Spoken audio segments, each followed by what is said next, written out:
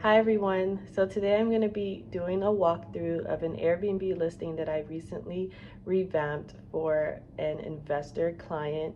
In case you didn't know, Airbnbs are one of my favorite type of spaces to design, especially for my busy professionals because they don't have time to do it. It's more of a form of passive income for them.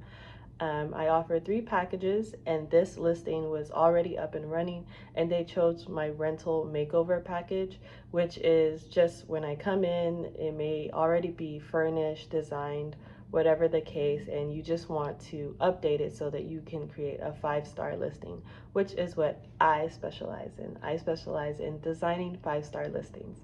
So we're gonna do a walkthrough of the space before and after. A little background information about this listing. It is a duplex, so it's essentially 2 units. They're both two ones. Yes, 2 bedrooms, 1 bath. And they're connected of sorts, but they both have private entrances. So when I was designing this listing, I kept in mind sometimes with duplexes, what the owners choose to do. They will list it as 3 listings, individual units, so 1, 2, and then an entire home, so that's 3. So I wanted to keep the design cohesive, but also functional and, unique to each space, but still around the same colors and whatnot. So let's begin. This room, it is kind of an awkward shaped living space. Originally, the design, how it was designed before, or I should say decorated, how it was decorated before, they made this the living area, and as you can see, it's like awkward. You can't watch TV because it's at a high angle and it's not like on a tilt mount on it or anything. So, and then the chairs are so close together, so it's just, if you actually put bodies in there, it doesn't work. Like it just doesn't. So what I decided to do was repurpose the space. So I turned that living area into kind of like a Uber wait spot. So the area that it's in, there's not much parking. I imagine that most of the guests that book there are probably going to Uber or rent the scooters, rent the bikes. So they're probably not going to bring cars.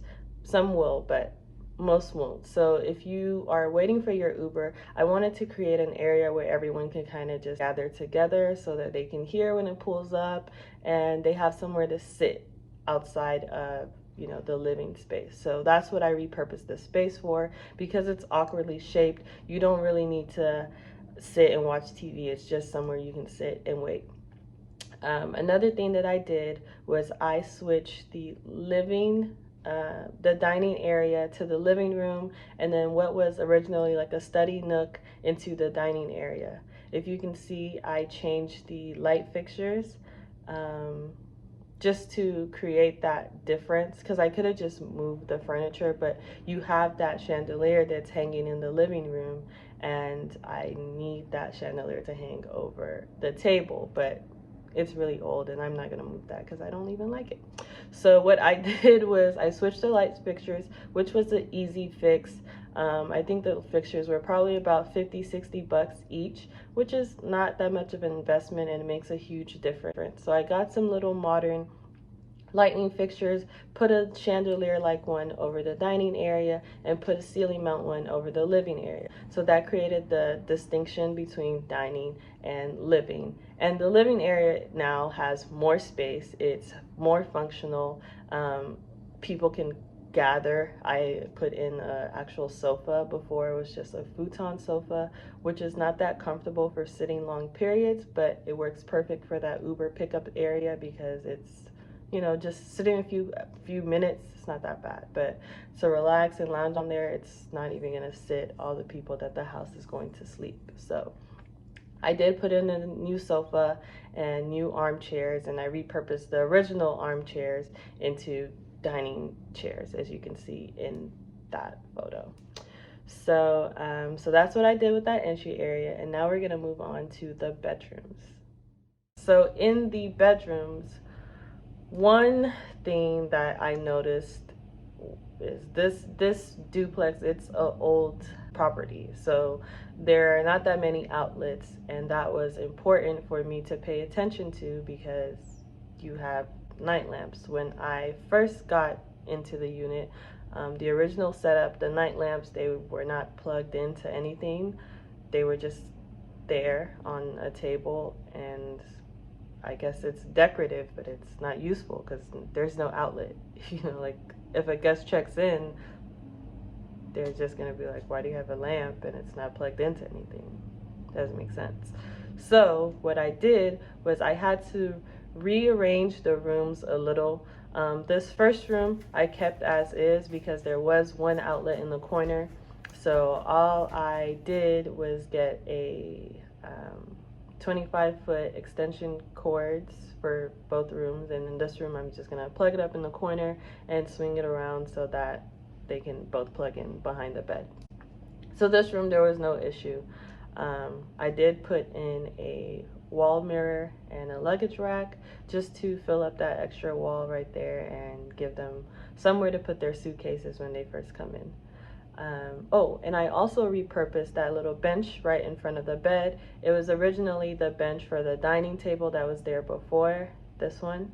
So I just took both benches and used them as footboard benches at the foot of the bed, which it worked pretty well. In this second room, I rearranged it again because of the outlet issues. It has to have an outlet so I could plug the lamps, and rearranging it this way also allowed me to utilize both windows. I really don't like covering windows or putting furniture or bed in front of the window, but if I don't have a choice, then I'll do that.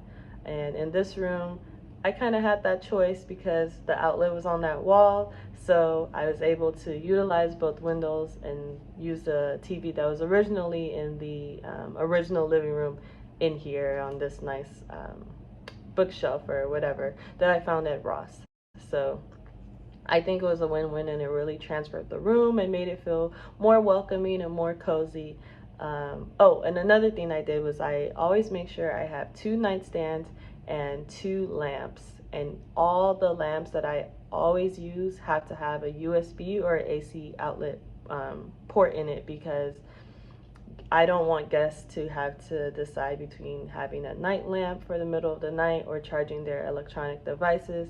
And in this case, when there's not that many outlets, it was actually very important to have that. So I think they're really going to enjoy being able to charge things conveniently as well as still have their night lamp. So the last thing that I changed in this unit was the bathroom.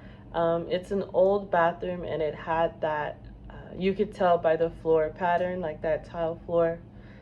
Excuse me, I think I have like a burp, but excuse me. You could tell that it was old. So what I did was darken the walls in there. When you have like really small spaces or old spaces, you can really mask the flaws by darkening up that color. So instead of this light gray that kind of shows like, oh, look at me, I'm old, I got like this sage, my contractor called it boo-boo green, but I think it looks pretty in there.